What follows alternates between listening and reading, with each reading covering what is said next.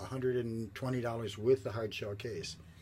The guitar is a dreadnaught and a dreadnaught style. And if you look at it, if you could look real close, it doesn't have any kinds of blemishes on the top. There's no scratches or gouges or nicks or dents. Maybe a little something run, you know, here and there from just rubbing on it. But the back, there's no gouges or scratches or anything. And then look around the whole edge. It's not been bumped at all. The edge is completely intact all the way around. Go all the way around. I've examined it very carefully.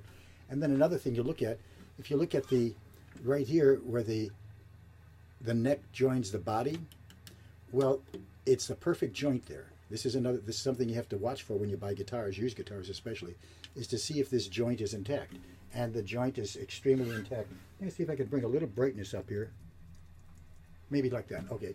And that joint back there, it is completely intact. There it is right here. There, it's a good shot right there. Good shot. This is connected right here. There's no problem right back here where the neck would come up like this. Speaking of the neck coming up, another thing you want to check when you buy a guitar is look at the neck. The way you sight a neck is you look at this edge right here, and you align it with the string to see if the edge is straight. And so here it's straight, not a bowed neck, as straight as an arrow. Good thing. And that's good because you want to have the action. The action of a guitar is the distance of the strings when you push them down. How far are they above the fretboard? And the real determinant is high up, around on the 12th fret and coming down the fretboard, like how high are the strings. And what it means is that the action is very easy to put. They're easy to press down.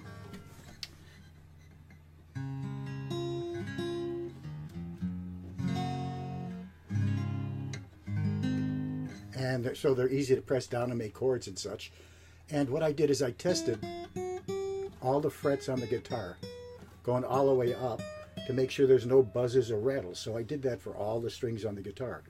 And going up the neck, if I run my hand like this, the frets, they can stick out a little bit aside the neck, and a sign of a not too well made guitar. And when you go like this, there's no frets sticking out, and so it's absolutely smooth. The tuners are all in good shape, and what I did is I went like this, and I put new strings on, firstly, so they all work just right.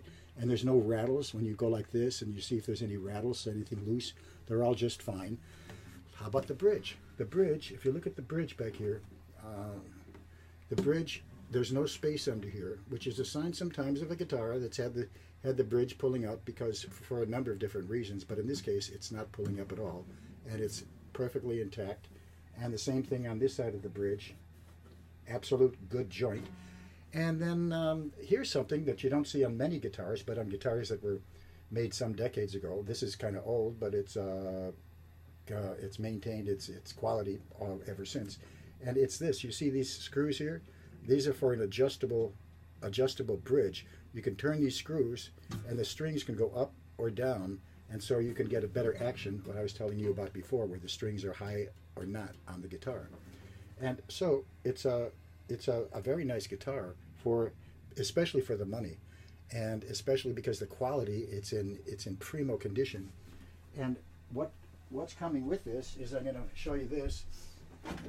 This is a hard shell case. It's got the good hardware on it. It's a molded plastic hard shell case, and the guitar fits in here real nice, and it's got the handle on here. And you see also, let's see on here, there's complete with an American flag right down there.